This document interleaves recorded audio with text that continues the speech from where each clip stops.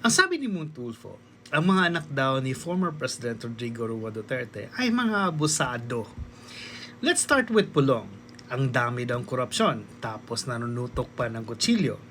Pangalawa, si Vice President Sara Duterte, which is may kapansanan daw sa pag-iisip.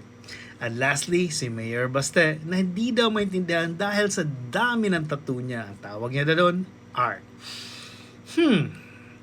Ano kaya yung mga Tulfo brothers? What do you guys think? Tingnan nyo to. Hindi ako PBBM, hindi rin ako Duterte. Kasi si Duterte, kaibigan ko, di ba? Yung old man Duterte, si Digong, kaibigan ko. Hanggang ngayon, I still consider him a friend.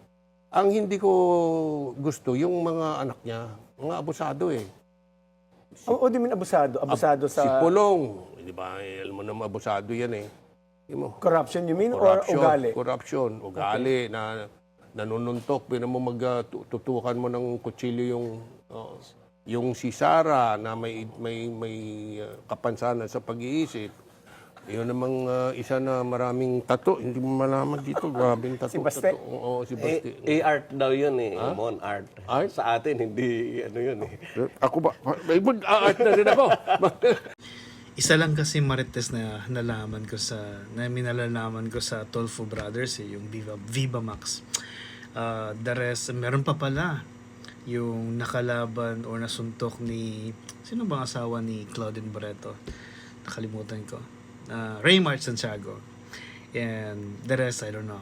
But, you know, I mean, natawa lang ako sa sinasabi ni Montulfo. But anyway, what do you guys think? Let me know. Write down in the comment. Share this so everyone will know. And for now, cheers. Bye.